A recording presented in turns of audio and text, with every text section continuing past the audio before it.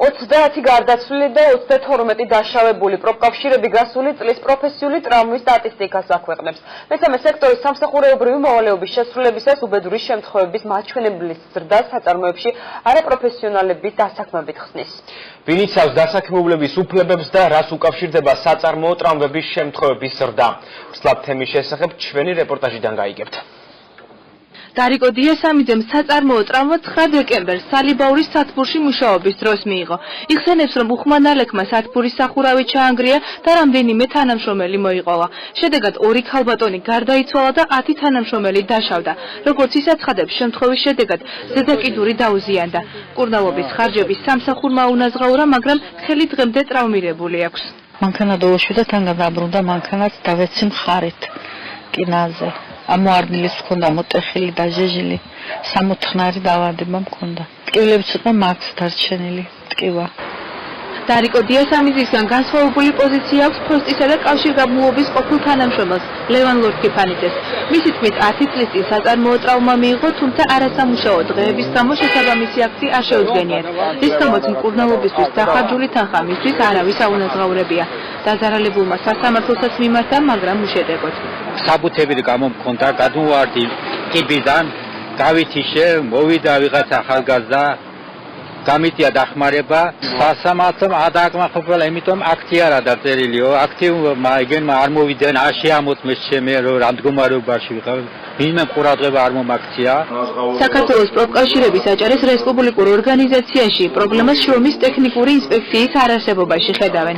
სახელმწიფოს მხრიდან სტრატეგიისა და უსაფრთხოების სისტემების არარსებობაზე საუბრობენ მესამე სექტორშიც.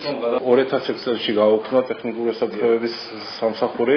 ბოლო წლებში ძალიან დიდი მსხვერპლი იყო განსაკუთრებით სამშენებლო ორგანიზაციებში, მშენებლებში.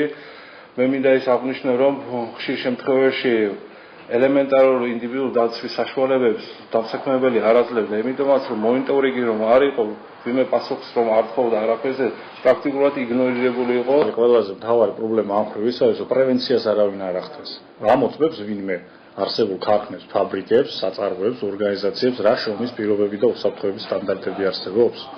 მე ვფიქრობ, რომ და ეს ფაქტიცაა, რომ არავინ ამას არ ამოწმებს და მხოლოდ პოსტფაქტუმ, როცა დადგება შედეგი და მეხმა დაიფაროს და ვიღაცა რომ დაიღუპება და სახიჭდება სამუდამოდ, მერე იწყებენ ძიებას და იმის კვლევას, ვინ რა ნორმა დაარღვია, რომელი კანონი დაარღვია თუ უსაფრთხოების წესები დაარღვია. ესეთი რა ნორმალურ სახელმწიფოში არ უნდა ხდებოდეს წესით. დემოკრატიის ინსტიტუტში მიიჩნევენ, რომ პრობლემა კადრების არაპროფესიონალიზმიცაა.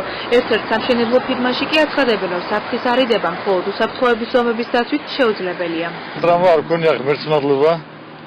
ფაქტურად უსაფრთხოების წესებს ვიცავთ, მაგრამ მარტო უსაფრთხოების დაცვა არაფერ თუ გამოცდილი არა მუშაკი. მარტო უსაფრთხოების დაცვა არაფერი იქ უნდა იცოდეს, რომ პირზე რომ მიდის ფილის პირზე კამარი უნდა ქონდეს, წელზე შემორტყმული ჩაჯდომილი უნდა მივიდეს მუხლის პირთან, ფილის პირთან აუცილებლად და უსაფრთხოების ზონების დაცვით თუ არ მუშაობს თვითონ მუშაკი, შედახმათ თუ გინ კასკა დაახურეთ თავზე და გამოცდილი მუშაკი უნდა ობიექტი. 28 აპრილის სამუშაო ადგილებზე დასახიჩრებულთა და დაღუპულთა საერთაშორისო დღეა.